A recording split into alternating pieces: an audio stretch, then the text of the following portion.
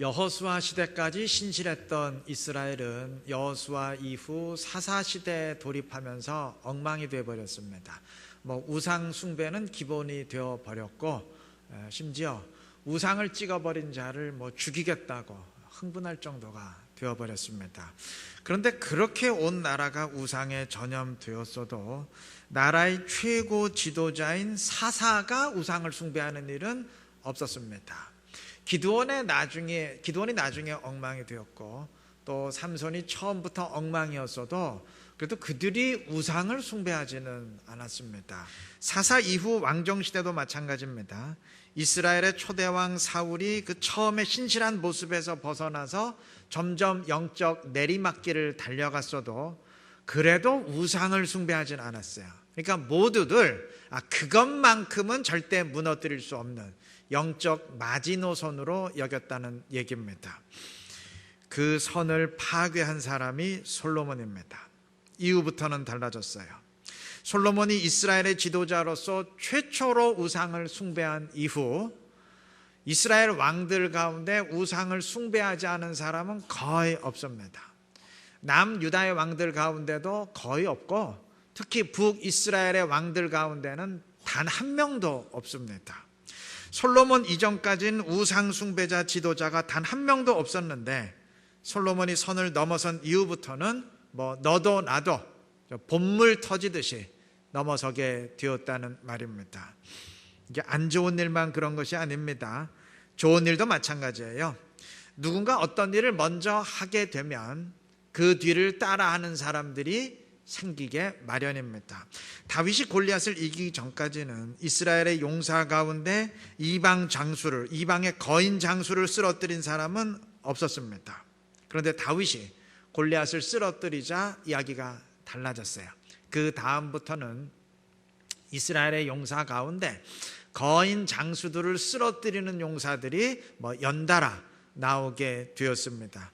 사무엘하 21장은 거인을 쓰러뜨린 이스라엘의 용사를 언급합니다. 아비새, 십부개, 요나단, 엘하나니 그들입니다. 아마 다윗이 골리앗을 쓰러뜨리기 전까지는 모두들 골리앗과 같은 거인 장수는 못 이긴다, 그렇게 생각했을 겁니다. 그런데 다윗이 골리앗을 쓰러뜨리자 생각이 바뀌었어요. 거인이라고 못 이기는 게 아니구나. 다윗도 이기는데 나라고 못 이기겠는가, 이렇게 생각이 바뀌자 그 다음부터는 너도 나도 거인 장수들 쓰러뜨리게 된 것입니다. 최초의 펭귄이라는 관용어가 있습니다. 펭귄들은 떼를 지어서 바다로 모여들지만 정작 바다에 뛰어들기 전에는 모두 제자리 걸음을 하면서 머뭇거립니다. 바다에는 자기들이 좋아하는 먹잇감도 있지만 또 바다 표범이나 물개 같은 위험한 천적들도 있기 때문입니다. 이때 그 불확실성의 바다를 향해서 맨 먼저 뛰어드는 용감한 펭귄이 있습니다. 그러면 머뭇거리던 펭귄들도 일제히 그 뒤를 따라서 바다로 뛰어들게 됩니다. 첫 번째 펭귄의 행동이 모두에게 영향을 미치는 것이죠. 다윗이 바로 이러한 첫 번째 펭귄이었습니다. 모두들 머뭇거릴 때 그가 용감히 나섰고, 그로 인해 다른 용사들도 너도 나도 자기처럼 거인을 쓰러뜨리게 만들었습니다.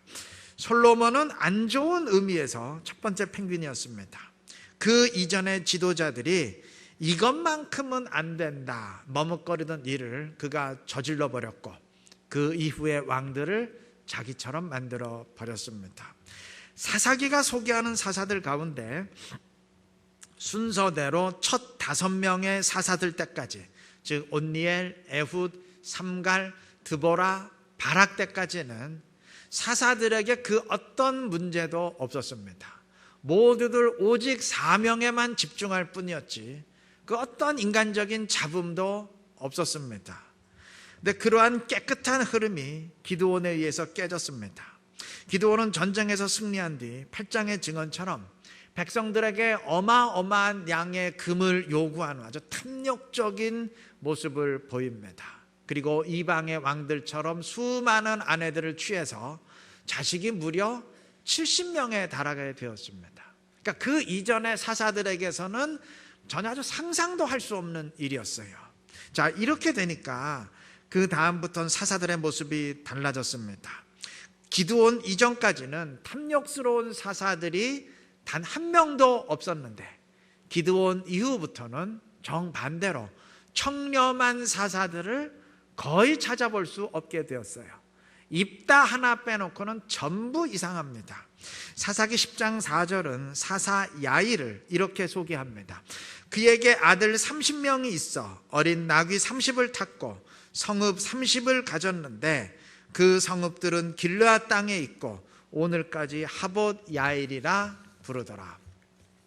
여러분, 이 사람이 아들만 30명이었으니까 확률적으로 딸까지 치면 자녀가 한 60명 정도 되었겠죠. 아내가 몇 명이었을까요? 굉장히 많았겠죠. 이것도 비정상적인데 그 다음은 더 놀라워요. 그의 아들 30명 전원이 길르앗에서 성읍을 가졌다고 했는데 당시 상황을 고려할 때 30개의 성읍이면 거의 진파 전체의 성읍을 다 차지해야 나올 수 있는 숫자예요. 그러니까 이 사람이 사사라는 지위를 이용해서 어마어마한 탐욕을 부렸다는 얘기입니다. 기드온처럼 한 것입니다.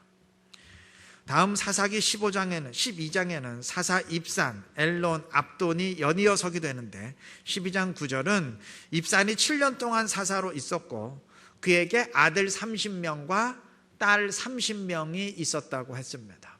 비정상적이죠. 그 다음 사사 엘론에 관해서는 어떻게 살았는지 언급이 없고 이어 12장 14절은 다음 사사인 압돈을 언급하면서 그가 8년 동안 사사로 있었고 그에게 아들 40명, 손자 30명이 있었다고 했습니다. 역시 비정상적이에요. 그러니까 전부 이방의 왕들과 같은 모습을 보입니다. 그리고 다음 사사가 사사기의 마지막 사사인 삼손인데 삼손의 이야기는 그야말로 막장 드라마입니다. 정말 이 사람을 사사로 부르는 게 합당한가 싶을 정도로 하나님을 아주 노골적으로 무시하는 모습을 보입니다. 여러분, 이처럼 기드온 이후의 사사들은 그 이전의 사사들과는 너무나 다릅니다.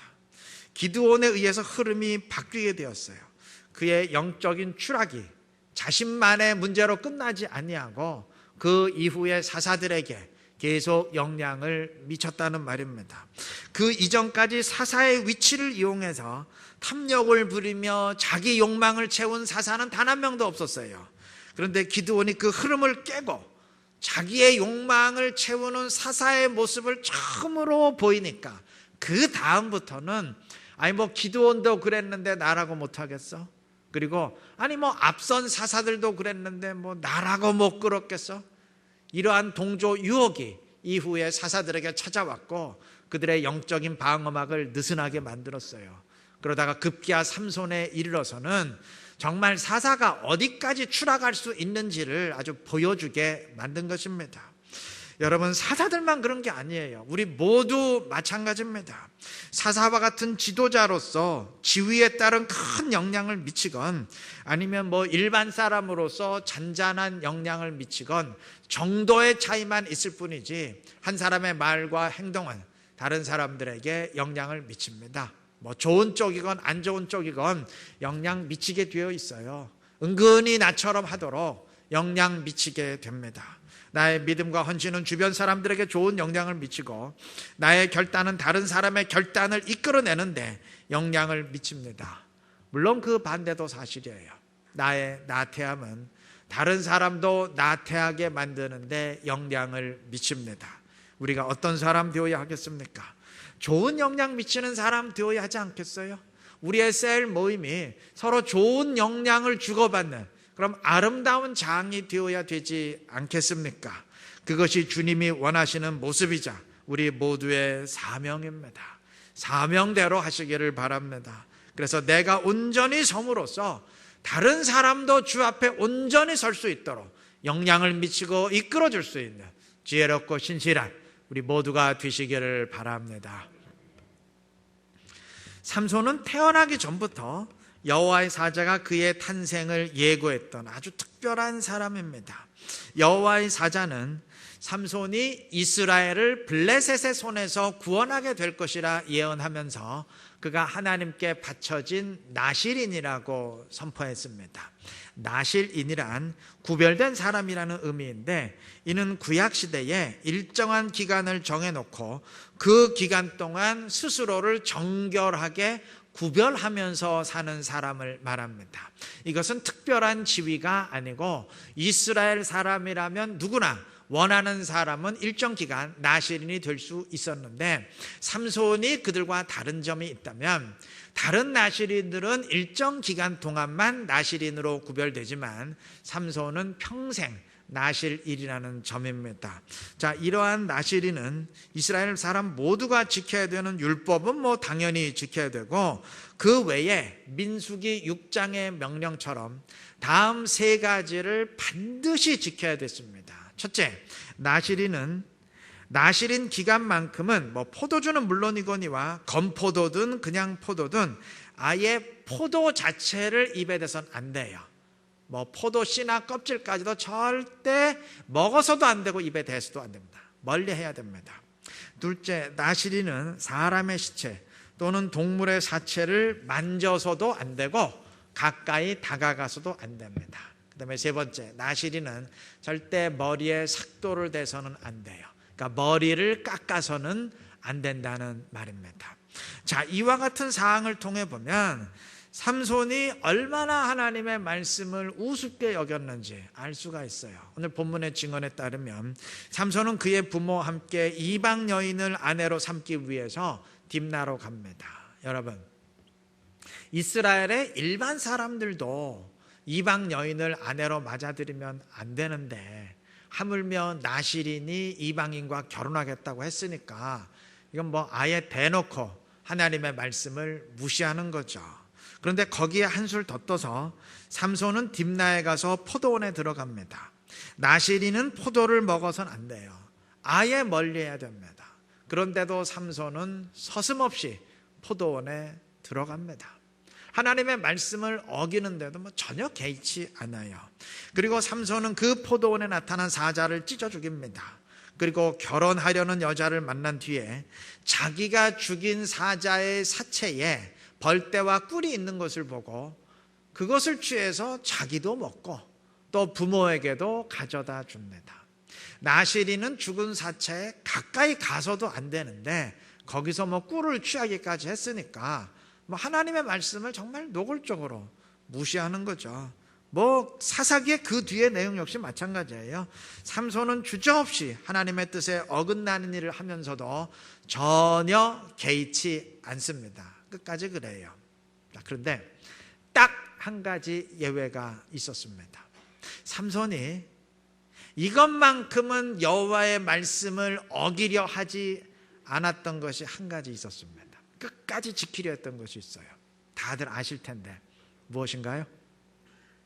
나실인으로서 머리에 삭도를 대지 않는 것, 머리를 깎지 않는 것, 그것만큼은 끝까지 지키려 했습니다. 그래서 정말 머리를 깎지 않았어요. 물론 나중에 실패하긴 하지만 그래도 그것은 힘의 비밀을 알아내려는 그 들릴라에게 속아서 머리를 깎인 것이지 자기 의지로 머리를 깎은 것은 아니에요.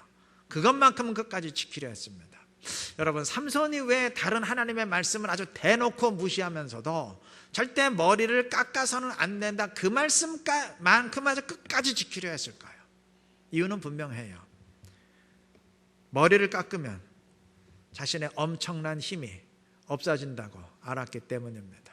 자기가 평범한 사람과 똑같아진다고 알았기 때문입니다. 자, 그러니까 삼손은 하나님을 경외하는 마음에서 머리를 깎으면 안 된다는 말씀을 지키려 했던 것이 아니죠.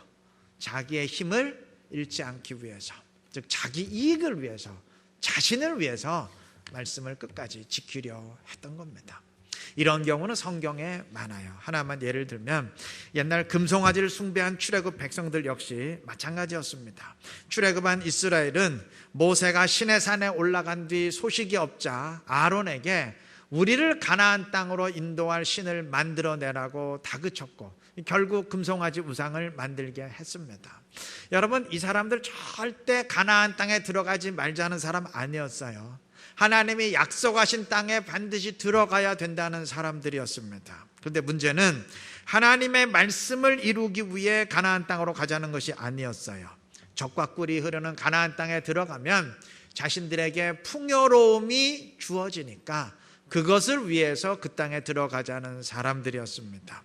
즉 하나님의 영광을 위해서 말씀대로 하자는 사람들이 아니고 자신의 이익을 위해서 말씀대로 하자는 사람들이었어요. 뭐 전자나 후자나 말씀대로 하자는 점에선 같아요. 그런데 내용은 전혀 다릅니다. 우리 모두 마찬가지입니다. 말씀을 붙들고 있다고 해서 반드시 하나님을 경외하는 사람인 것은 아닙니다. 예배에 참석하고 기도한다고 해서 반드시 하나님을 순종하는 사람인 것은 아니에요. 하나님을 순종하는 사람일 수도 있고 하나님을 이용하려는 사람일 수도 있습니다. 물론 우리 가운데 오직 자기 이익만을 위해서 신앙생활하는 사람이 없겠지만 하나님을 위한 내가 되기보다는 나를 위한 하나님으로 만들려는 마음이 더 강한 경우는 얼마든지 있어요. 사람인 이상 다 본성적으로 자기 본위이기 때문입니다. 신앙의 성숙이란 자기 본위에서 하나님 본위로, 나 중심에서 하나님 중심으로 점점 옮겨가는 것을 말합니다. 많이 옮겼을수록 성숙한 신앙입니다. 이를 명심하시고 교회에 들어와 있는 것에 만족하지 마시고 점점 더 하나님 중심의 신앙생활로 옮겨가시기 바랍니다. 성숙한 신앙으로 더 자라나시기를 바랍니다. 그래서 주님을 기쁘게 하는 그리스도인으로서 늘 주님과 동행할 수 있는 지혜롭고 복된 우리 모두가 되시기를 바랍니다. 본문 1절은 삼손이 블레셋 사람의 딸들 중에서 한 여자를 보았다고 했습니다. 2절 중반 부분에서도 한 여자를 보았다고 했습니다.